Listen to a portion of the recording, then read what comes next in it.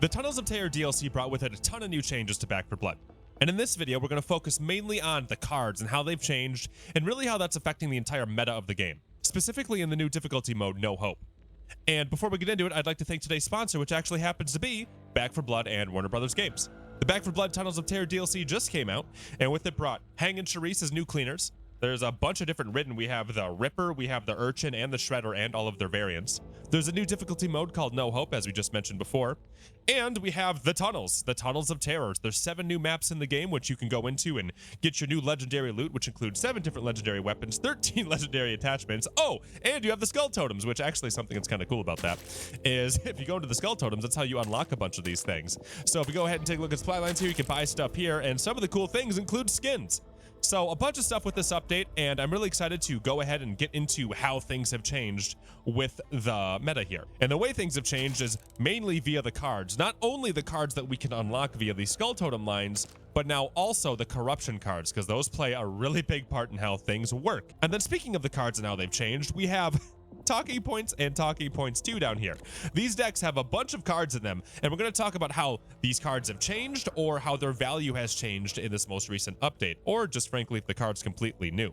So right at the beginning of the deck, we're going to start talking about copper and economy, because in No Hope, copper and economy is king, more so than it ever was in the game before, and it was always significant before. The reason why it's such a big deal is several-fold, one of which is that cards spawn throughout No Hope in a higher frequency than they do in other difficulties. There are tons of card shrines, and each one of these card shrines only costs 500 now, rather than costing 200 here, or 800 there, or 400 here. It's normalized to being 500 across the board, other than the occasional heavy attack, which snuck in at 600. On top of that, the shop itself has changed. In No Hope difficulty, there is no sales. You will never get a cheaper medkit or a cheaper frag grenade or a cheaper attachment in the shop. And not only is that going on in the shop, there's also more upgrades to buy in the shop that are available every single level.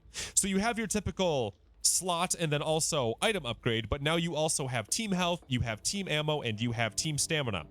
Not only do you have health, ammo, and stamina, those 3 cards have now been decreased in price. So health now costs 1,000, ammo costs 1,000, stamina costs 1,000, rather than them costing 1,500. So there's a lot more copper to spend in the shop, and you can get a lot of value out of that, especially the team health one. Don't sleep on the team health one. But now let's start talking about some of the copper cards and how their value has changed. Now, if there were to be one card that I would recommend that every person has, no matter what, in this patch, it's going to be Money Grubbers, because Money Grubbers has changed in value a lot due to a card called Cost of Avarice. If you don't know what Cost of Avarice does, what it does is it turns everything on the map into copper. There's no items, it's just copper. So there's tons of copper piles on the map, which means that you are going to get an exorbitant amount of value out of Money Grubbers. I think someone calculated it out to be a value of 975 extra copper just from Money Grubbers. There is no other copper card in the game that provides that much raw copper on a level. In fact, they actually have a limit on how much Money Grubbers can provide to you because there's so many copper piles on a Cost of Avarice level. So after you hit 25 copper piles, Money Grubbers stops doing its Money Grubbers thing, but at that point you've still already made like $1,000 just off of Money Grubbers. On top of the fact that Money Grubbers also works in the tunnels, because one of the things that happens when you go into the tunnels and the Tunnels of Terror is some cards don't reproc. So that's why I have cards in here like Fresh Bandage or Share the Wealth. Share the Wealth or a bunch of other safe room cards do not proc once you enter a tunnel or a hive, whatever you want to call it. They only proc when you enter in a new campaign level. So for example, if I load into 1-1, Share the Wealth is going to give me 400 copper. But if I find a hive and I go into that hive, Share the Wealth is not going to provide me 400 copper when I enter that hive. But if I were to get back out of the hive and go into 1-2, then Share the Wealth is going to work when I enter 1-2. All right. So that's where cards like Money Grubbers become a lot more valuable, because those continuously work in the hives. Also, cards like Bounty Hunter are working in the hives as well. So that makes you go, well, Share the Wealth works right away, and I know I'm going to get value out of that. But if I go into hives a bunch, maybe I want to consider something like Bounty Hunter. Or, definitely Money Grubbers. Just things for you to consider based off of how you play. And the reason why I have Copper Scav in here is that Copper Scav has always been a really good synergy with Money Grubbers. So I recommend at least one person on your team has Copper Scav, because Copper Scav typically has provided about 3 more piles in a level when it's all by itself in Nightmare and I presumably No Hope now. And those 3 piles are the most valuable 3 piles of your Money Grubbers endeavors. And actually, as long as we're talking about scav cards, something I should mention is I'm not sure if you've ever noticed, but have you ever seen a scavenger card inside of a card shrine? Meaning that you need to make sure you have a scavenger card in your deck if you want a scavenger card. I don't know why scavenger cards don't show up in card shrines. Presumably it's because the scav cards load at the beginning of the level and maybe you'd mess up the game if you just bought it mid-level. I don't know. I don't know the reasoning for it, but you're not going to buy a scav card. So if you want one, make sure it's in your deck. And, oh, good thing I started thinking about this.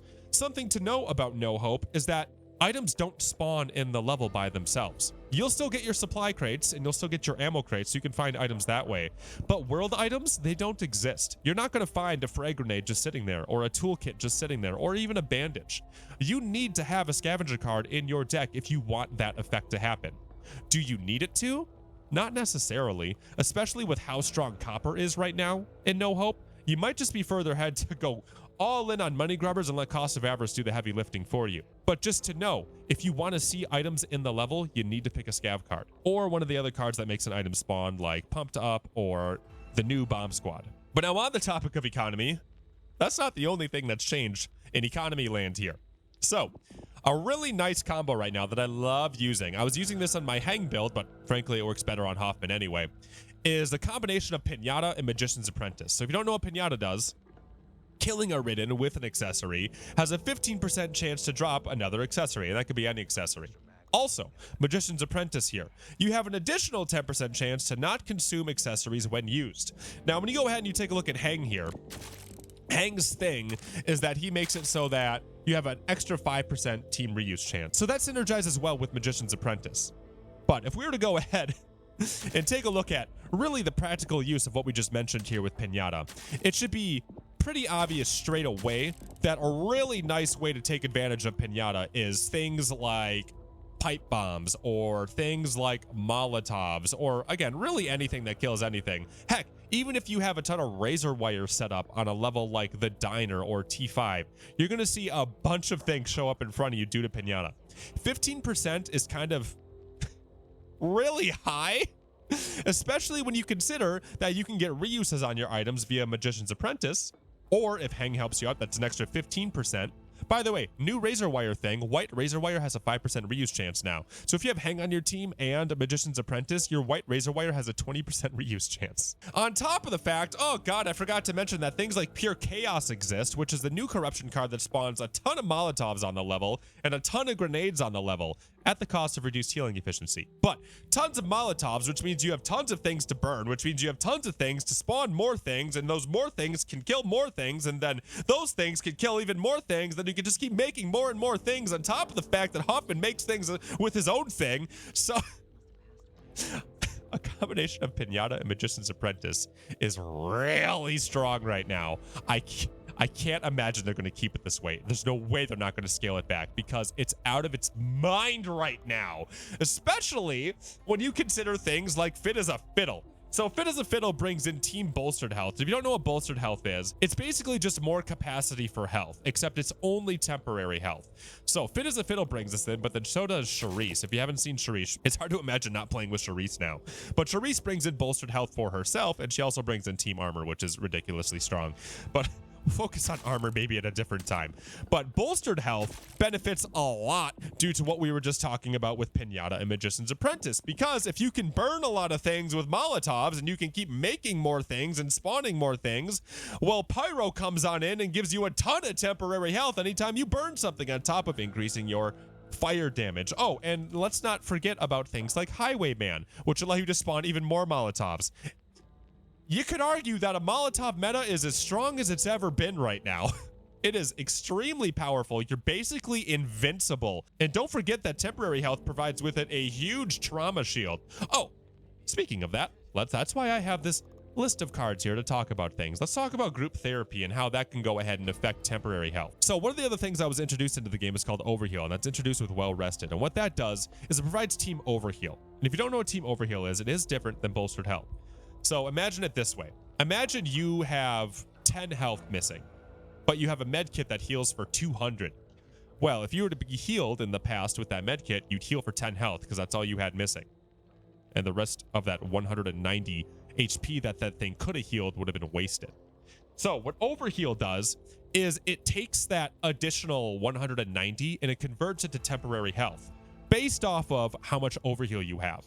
So if you have 190 HP left on that med kit, but you have 20% team Overheal, you would take 20% of 190, and that would be the temporary health you are granted due to team Overheal. And as you just heard, we have this thing called Bolstered health now, which is just more capacity for temporary health, even if you're at max HP. So Overheal and Bolstered health work well together. And Overheal is amazing for a bunch of different reasons, which we'll get into. One of which is that group therapy works with Overheal. So if you have a pretty decently stacked group therapy due to a lot of healing efficiency via like Medical Expert or even EMT Bag, or I think actually one of these cards, Well Rested, actually provides team healing efficiency. If you have a bunch of team healing efficiency on your character like a doc and you pulse out a big group therapy, that allows your entire team not only to get whatever group therapy is providing, but if they're at max health, they can get temporary health on top of that, which one, provides a trauma shield, but two, is really helpful when you're trying to open up the crates inside of the hives, those warp chests. Because a way to counter the trauma that comes from a warp chest is to have any temporary health on at all. So one poof group therapy heal and everybody gets a little bit of temp health off of that makes it so your whole team is protected so you can open up the chest without any penalty. But wait, there's more. So we talked about Overheal and how that synergizes with group therapy, but it synergizes with a bunch of other things. One of which is Battle Lust. Battle Lust heals every single time you kill something with a melee weapon, but something to keep in mind is it also works with Overheal. On top of the fact it works with healing efficiency. So what this means is Battle Lust is not just a card that heals you up to 100 HP and that doesn't do anything anymore. It can, once you're at max health, suddenly become a pseudo face your fears that heals you temporary health because of Overheal. So there's incentive for everybody on the team to run Overheal if you're really going to rely on your melee tank, which by the way, melee is about as strong as it's ever been due to Overheal and due to Bolstered health. On top of the fact that skull totems are very powerful as well, they provide a ton of damage, and if you have a good melee person on your team, you can really benefit off of using skull totems inside of the hives. So let's keep going here. I know we're talking about a lot. This is probably a huge info dump, but I'm telling you, a lot of things have changed, and I'm just trying to catch you all up, okay? Now, a reason why I had Medical Expert in here was the topic of Battle Lust and how that affects healing efficiency and yada, yada, yada. But let's talk about cross trainers for a second. If you love cross trainers, it's with good reason, and it's because cross trainers is broken, and it has been broken probably forever. So we actually went ahead and did a bunch of testing with cross trainers, and we really zoned in on this stamina region thing. And what we learned about cross trainers is that it's actually providing over double the value of what it's supposed to right now. It says 20% stamina, 20% stamina region, 3% move speed, and 5 health. What's actually going on is 20% stamina, 3% move speed, 5 health, but actually it's about 40 to 45% stamina region. So this card's cracked out of its mind right now, and I think it always has been, and it's not supposed to be. So keep in mind, it's probably going to get fixed, but for now, cross trainers is really good, especially if you're looking for stamina region inside of one of those melee decks, because again, melee is king right now. A lot of people are using a combat knife, the fire axe, and just obliterating everything and making their bolstered health go really, really high. Oh, and one thing to mention about Bolstered health is that it is tied to your max health. So remember what I said earlier about how team health is available in the shop? And again, we have 15 cards right away. So what a lot of people are doing is they are buying a ton of health due to having health available every single level. Also, since that's making your Bolstered health climb even higher, tanks are getting HP values easily in the 400s just by sitting there and stabbing stuff. And actually, one more thing about Bolstered health that Rook told me about is that Bolstered health appears to be boosting your critical health floor. So typically, critical health is at 20% of your HP. So if you have 100 HP, well then if you're at 20 HP, you are in critical health, which means you have a huge speed decrease. So it's not a good place to be. But Bolstered health appears to be raising that by a percentage of how much Bolstered health you have. So if you have 100% Bolstered health, well then your critical health floor looks like it's sitting at about 40 HP instead. Which isn't good, by the way, because you don't want to be slowed via critical health. So let's keep going through this list of stuff to talk about here. Again, there's a lot going on, and you probably are like, oh. So let me keep trying to break it down for you. Miraculous Recovery is a little bit more interesting now than it was prior to this patch, mainly due to things like Overheal and Bolstered health, because if you had a bandage that could heal for 70 or what have you, because you had a cracked out bandage, who cares if it heals for 140? Well, you can care now that Overheal exists and Bolstered health exists, right? So its value has gone up. Is it something I'd pick? I don't know, maybe for funsies, but it's definitely more interesting than it was before. Now let's talk about Adrenaline Fueled. Not necessarily because Adrenaline Fueled changed, but because there's rumors that Holly is going to change, okay? There's rumors out there that Holly is under the microscope right now, and she might be losing her stamina. She'd be gaining other things like health on every single kill, but her stamina might be disappearing. So what this means is that Holly's going to be less of the shoo-in melee character, and there's going to have to be some creative thinking, or maybe Adrenaline Fueled is going to change. I don't know, but Adrenaline Fueled is the closest thing that we have to Holly's skill in a card. So reason I bring it up is just to have you guys thinking about different ways to restore your stamina as a melee character other than just playing Holly. Now on to talking points too. I actually moved Magician's Apprentice into the other deck so I could take that out of here, but oh my god, there's a lot more to talk about. So dash. Let's talk about sprint speed and move speed, because I think people are confused about this. Listen very closely, because this is not a buff. When you first loaded up the game, you're like, oh my god, they added sprint speed to all these move speed cards? That's amazing. I'm going to go even faster now. No, you're not. This card didn't change at all, actually. So what happened was sprint speed and move speed have always been two different things. And if you needed evidence of that, there's a card here called Mad Dash, which only ever affected your sprint speed. But in the past, move speed also affected your sprint speed. So what they did in this patch was they made it so that move speed only affects things like walking or crouch walking or yada, yada, yada, strafing. And sprint speed now only affects sprint speed. Okay? So what this means is that dash didn't change at all. However, cards like Fleet of Foot changed a lot, because since it's only move speed now, you're not getting a sprint speed bonus. Okay? They're just two different things right now. Sprint speed is when you are sprinting. Move speed is when you are not sprinting. On to Bomb Squad. Bomb Squad got a huge change here. So what's really interesting about Bomb Squad is it basically got nerfed. It kind of got the compound interest treatment, where it has a higher ceiling of what it's capable of, but it comes at a much higher card cost for the team. Because I like to look at card cost from a 1 out of 60 perspective rather than a 1 out of 15 perspective, because it's a team game and all 60 cards matter, right? Especially in No Hope. So what they did to Bomb Squad was that instead of it being 100% explosive damage for one person, it's now 25% team explosive damage. So if 4 people play Bomb Squad, you can be at the same value you were before. But again, that requires 4 cards now instead of just 1. Another thing they changed was they changed the explosive resistance. It used to be 35% for one person. Now it's 20% for the team. Now this one's a lot more exciting, because if 4 people play Bomb Squad, that's an 80% team explosive resistance. So you have a way more explosive resistance from friendly fire grenades, or from volatiles, or from just exploders, or if something else blows up by you like a propane tank that went oopsies. Bomb Squad gets a lot more interesting from that perspective. Also, 1 additional frag spawns on the map, which can be really cool on No Hope when you're sitting here looking for items that don't exist anyway. It makes it so frag grenades can be picked up by your team. Reason why I have Numb in here is that Numb got a change, but it got a bigger change than you might think. So Numb now says it gives 10% damage resistance while you have temporary health. So something to know about Numb is it said 15% before. Well, it was always actually 20%. It just said 15. So Numb got a big nerf because it went from 20 to 10, not just 15 to 10. Oh, that actually reminds me, we should talk about a card I don't have in here, which is actually Spikey Bits.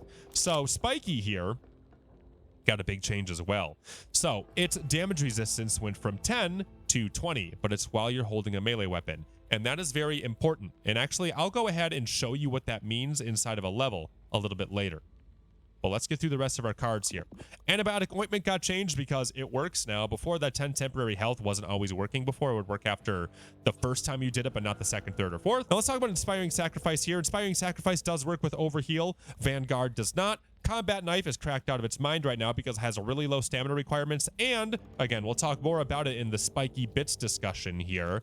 Amped Up got changed because it's regular health now and not temporary health. This does not work with Overheal, so keep that in mind. And then something to know about Weaponsmith is that Weaponsmith, if one person plays it on the team, everybody on the team can go ahead and Weaponsmith at any point in the map. It's not exclusive to the person who picks it. About Weaponsmith, I want to clarify some stuff about it because people have really zeroed in on what I've said about Weaponsmith for some reason. So what I believe about Weaponsmith is that unbolting is a meta mechanic of the game. If you are not spending time learning about unbolting or unbolting at smart points in the game, you are doing yourself a disservice.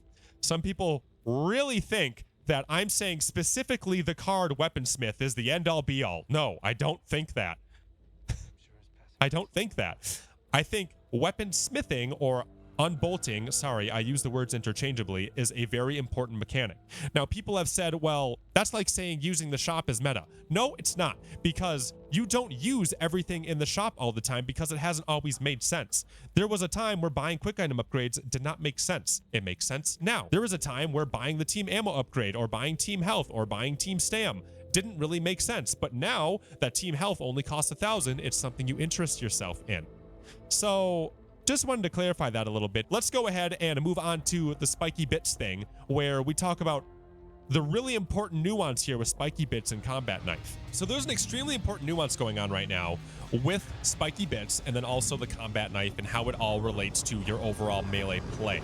Okay, so let's start from the beginning here. We did a bunch of testing on Twitch, so I'm just going to give you the results rather than going out and showing you the testing again. Okay, so let's start with our knife. Something to know about the Combat Knife is if you have it equipped as a card and then you drop both of your weapons, your knife will come out. Also, fun fact, every single character has their own knife, so I wanted to play as Hang to see his knife. Looks like he has a chef knife, which is pretty cool. Anywho, when you drop both of your weapons, your knife comes out.